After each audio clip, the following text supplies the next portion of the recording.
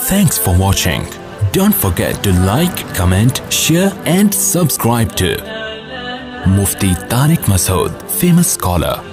تو خیر اس کائنات کا بھی خدا بولو ایک ہے اور اسی اصول پہ کائنات چل رہی ہے. عقل کہتی ہے اس کا کوئی شریک نہیں ہے. اگر آپ یہاں عقل استعمال نہیں کرتے, اگر آپ ہندو ہیں اور آپ کے پنڈتوں نے آپ کو پتھروں کے بنے ہوئے بتوں کی عبادت پہ لگا دیا, تو قیامت کے دن یہ عذر نہیں چلے گا کہ اللہ یہ ہمارے باپ دادے ان پتھروں کی پوجا کرتے تھے اور ہم نے کئی دفعہ یہ دیکھا ہے یہ بت کو ہوا میں اڑتا ہوا اور یہاں سے دودھ کی نہریں نکلتی ہوئی. اللہ کہے گا جس کے سامنے تم نے 4 روٹیاں رکھی صبح سے شام تک, وہ 4 کو 3 نہیں کر سکا, ٹھیک ہے نا, خوشبو پہ گزارا کر رہا ہے. وہ جمعے کے بیان میں کہا تھا نا میں نے, وہ خوشبو پہ گزارا کر رہا ہے. وہ پنڈت کہتے ہیں 4 روٹیاں بھگوان کھا کے ختم اس لیے نہیں کرتا کہ خوشبو پہ گزارا کرتے ہیں بھگوان جتنے نا, یہ بھگوان کیا کرتے ہیں, یہ روٹی کی خوشبوؤں سے لذت حاصل کرتے ہیں. تو عجیب بات ہے, جو عبادت کرنے والا وہ تو پراٹھے کھا رہا ہے 3-3 4-4, بھگوان روٹی کی خوشبو. تو پراٹھے کھانے والا زیادہ طاقتور ہوتا ہے یا خوشبو پہ گزارا کرنے والا؟ تو اس کا مطلب جو عبادت کرنے والا وہ تو زیادہ بڑا فنٹر ہے, وہ تو 4 پراٹھے کھا لیتا ہے. یہ بھگوان کے سامنے صبح سے ایک پلیٹ رکھی ہوئی ہے, ہلنے کا نام نہیں لے رہا.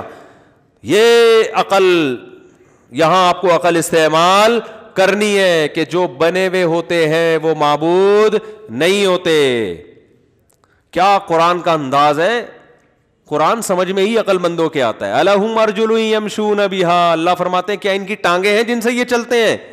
ام لہم ایدی یبطشون بہا, ان کے ہاتھ ہیں جس سے یہ پکڑتے ہیں.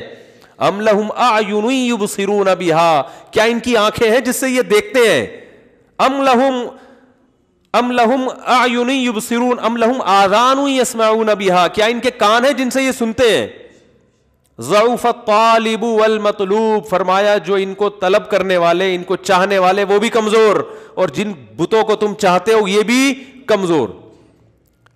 یا ایھا الناس ضرب مثل فاستمعوا له, اے لوگوں ایک مثال بیان کی جاتی ہے, غور سے سنو. کتنی آسان مثال. ان الذین تدعون من دون اللہ عباد امثالکم, یہ تمہاری طرح کی بنی ہوئی مخلوق ہے جن کو تم پوج رہے ہو, تمہارے جیسے ہیں یہ. اور کیا فرمایا کہ ایک جگہ تو سورہ حج میں اللہ نے چیلنج کیا, فرمایا کہ وہ کیا زبردست آیت ہے, میں اکثر پڑھتا ہوں, یا ایھا الناس ضرب مثل فاستمعوا له, غور سے سنو اس مثال کو اے لوگو. فرمایا کہ لن یخلقوا ذبابا ولو اجتمعوا له, یہ سارے تمہارے جتنے بت ہیں نا ہندوستان کے اور تھائی لینڈ کے اور برما کے, سارے بتوں کی گول میز کانفرنس بلاؤ.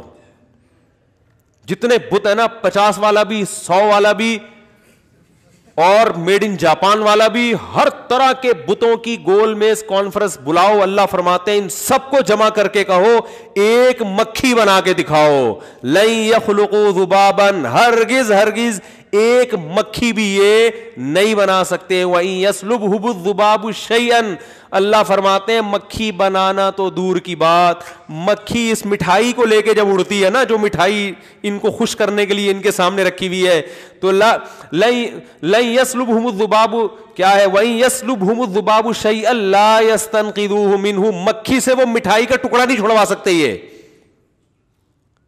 تو یہاں عقل استعمال کرنی ہے کہ بھائی یہ بنے ہوئے بت ہیں, یہ خدا نہیں ہو سکتے, یہ ہماری بگڑی نہیں بنا سکتے, ان کو اٹھا کے پھینک دو, کچھ نہیں کر سکتے, یہ کسی کام کے نہیں ہیں, ان سے تو ہم اچھے ہیں.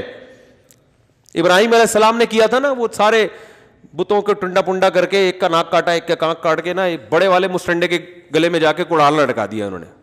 یہ ان کو سمجھانے کے لیے کہ یار تم تھوڑی سی تو کھوپڑی استعمال کرو. تو جب وہ واپس آئے کہنے لگے کہ من فعل هذا بآلهتنا انه لمن الظالمین, ہمارے خدا کے ساتھ جس نے یہ سلوک کیا.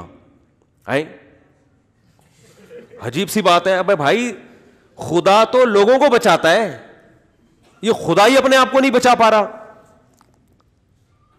تو ہمارے خداؤں کے ساتھ جس نے یہ سلوک کیا وہ بڑا ظالم ہے, اس کو لے کر آؤ.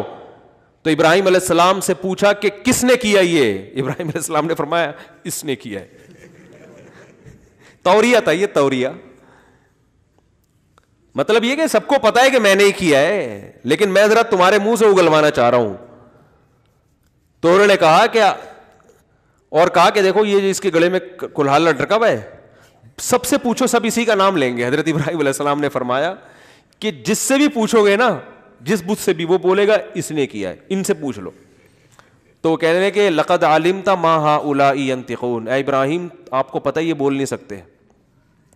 حضرت ابراہیم نے ان کی زبان سے اگلوایا یہ لفظ کہ یہ بول نہیں سکتے. حضرت ابراہیم نے فرمایا اف لکم, تف ہے تمہارے اوپر, جو بول نہیں سکتے, سن نہیں سکتے, اپنے مجرم کا پتہ نہیں بتا سکتے, صبح شام ان کے سامنے بیٹھے رہتے ہو. لیکن وہی ہے نا, کھوپڑی کام نہیں کر رہی. اس میں بڑے بڑے پڑھے لکھے لوگ بھی ہوتے ہیں. آپ یوٹیوب پہ ویڈیوز دیکھیں, صبح صبح گائے کے سامنے کھڑے ہوئے ہوں گے اچھے خاصے پڑھے لکھے لوگ بھی, وہ پیشاب کو پتہ نہیں کوئی یوں کر رہا ہے, کوئی یوں کر رہا ہے, کہ کیا کر رہا ہے, کیا ہو گیا بھائی, یہ گائے ہے, تم اس سے اچھے ہو, تم اس سے زیادہ مقدس ہو, کیوں اس کو اتنا پروٹوکول دے رہے ہو, یہ تو گائے ہے, اس کو کاٹ کے کھانے کی چیز ہے بھائی, یہ مقدس تھوڑی ہے.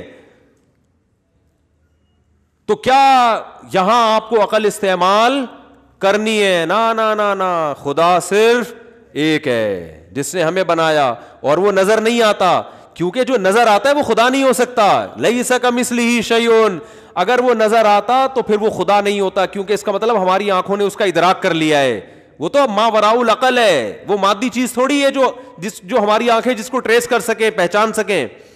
وہ اپنی صفات سے پہچانا جاتا ہے, اس کی ذات کی باریکیوں میں جانا کسی کے لیے ممکن نہیں ہے. اس کے 99 نام قرآن نے ذکر کیے ہیں, پیدا کرنے والا ہے, غفار ہے, گناہوں پہ پردہ ڈالنے والا, یہ اس کی صفات ہیں. وہ صفات سے پہچانا جاتا ہے, اس کی ذات کی حقیقت تک کوئی بھی نہیں پہنچ سکتا. عقل سے بالاتر ہے, جو عقل سے بالاتر اس کی ذات تک کون پہنچ سکتا ہے؟ تو یہاں بھی آپ نے عقل استعمال بولو کرنی ہے.